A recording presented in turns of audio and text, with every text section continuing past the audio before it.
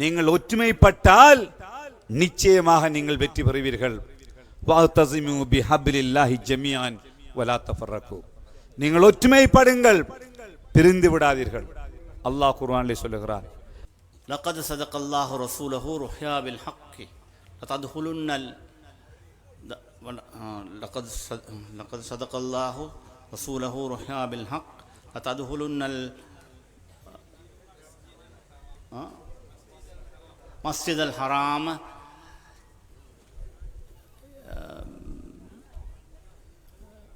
என்று தொடங்குகிற அந்த வசனம் அதில் வருது. அது என்னென்றா, ரசூலுல்லாஹ்வுக்கு கனவிலே ஹிஜ்ரத்து வந்த பிற்பாடு மக்காவுக்குள் வெற்றிகரமாக நுழைவதை போன்ற ஒரு கனவு வருகிறது. அந்த கனவை நினைவுறுத்த வசனம் தான் அது. அப்படி சொல்லிக்கொண்டு வார நேரம் இறைவன் இறுதியா சொல்றான், தான் சாட்சியாக இருந்து நான் சாட்சி பகர்கிறேன், நீங்கள் நிச்சயமாக தௌபாவுக்குள் நுழைவதை உறுதிப்படுத்துகின்றதாகத்தான் அந்த கனவு இருக்கிறது என்பதை சொல்லுகிற வசனம் தான். அந்த வெற்றியை மேற்கொண்டு அல்லாஹ்வே சாட்சியாக இருந்து உறுதிப்படுத்துகிறான் அந்த வசனத்தின் மூலமா. அது மட்டும் இல்ல, கடைசியில் சொன்னான், ஹுவல்லதி அர்ஸல ரசூலஹு பில் ஹுதா வ தீனில் ஹக்கி லியுத்ஹிரஹு அலத் தீனி குல்லி வ கஃபா பில்லாஹி ஷஹீதா முஹம்மதுர் ரசூலுல்லாஹ் என்ற அதோடு சேர்த்து சொல்றான்.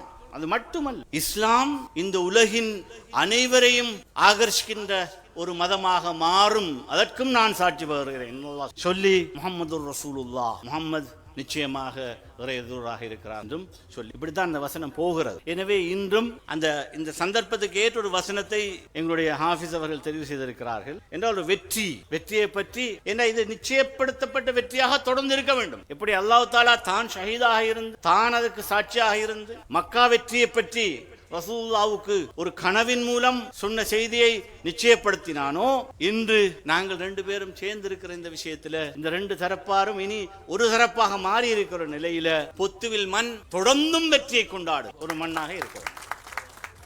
வீடியோக்களை மிஸ் பண்ணாமல் பார்க்க இன்றே ஷார்ட் நியூஸ் யூடியூப் சேனலை சப்ஸ்கிரைப் பண்ணுங்கள்.